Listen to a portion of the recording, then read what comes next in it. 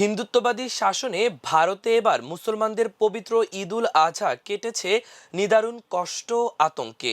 তারই অংশবিশেষ তুলে ধরে অনলাইন অ্যাক্টিভিস্ট সাদিকুর রহমান খান বলেছেন, সময় পাইলে ভারতের ঈদের দিনের ভিডিওগুলো একটু দেখেন। বৃহস্পতিবার নিজের ফেসবুক পোস্টে তিনি এই আহ্বান জানান। তিনি লিখেছেন, 47-এ আমরা স্বাধীনতা পেয়েছি, আমাদের কুরবানির স্বাধীনতা, আমাদের জমির স্বাধীনতা, আমাদের উৎসব পার্বণ আর রিজিকের স্বাধীনতা।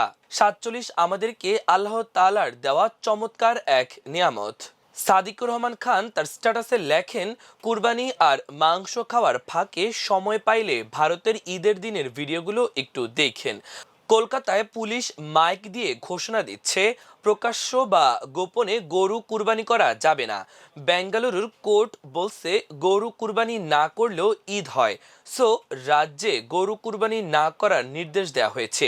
কুরবানি তো দূরের কথা, 29টা রাজ্যে ঈদের নামাজ পড়তে যায়নি বহু ভারতীয় মুসলমান জানের ভয়ে। 47-এ কোনো দেশভাগ হয় নাই। 47 আমরা স্বাধীনতা পেয়েছি, আমাদের কুরবানির স্বাধীনতা, আমাদের জমির স্বাধীনতা, আমাদের উৎসব পার্বণ আর রিজিকের স্বাধীনতা। 47 আমাদেরকে আল্লাহ তাআলার দেয়া চমৎকার এক নিয়ামত। এই নিয়ামতের শুকরিয়া কইরেন, কৃতজ্ঞ হয়েন যে আজ আমরা বা আপনার কুরবানি করা বা নামাজ পড়া নিয়ে ভয় পেতে হচ্ছে না। ঈদ মানেই আত্মীয় স্বজন আর আপনজনদের স্মরণ করা, তাদের জন্য দোয়া করা।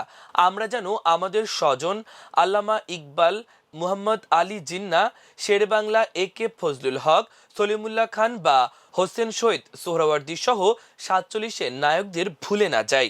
বাপ দাদাদের থেকে আমরা পাই ভিটা, বাড়ি, জমি, তাতেই আমাদের কৃতজ্ঞতার শেষ থাকে না। জিন্না, শেরেবাংলা, সোহরাওয়ার্দী আমাদের দিয়ে গেছেন স্বাধীনতা, মুক্তি, আমাদের পরিচয়, আর সবকিছুর মতোই স্বাধীনতাও আল্লাহর একটা নিয়ামত। আর আল্লাহর দেয়া নিয়ামতের অমর্যাদা করলে আল্লাহ সেই নিয়ামত তুলে নেন। এই পরিচয়, এই পাওয়া আর এই সম্মানের সাথে বাঁচার এই কৃতজ্ঞতা যেন আমরা প্রতি মুহূর্তে ফিল করি।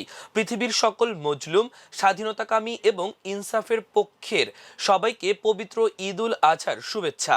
ঈদ মোবারক।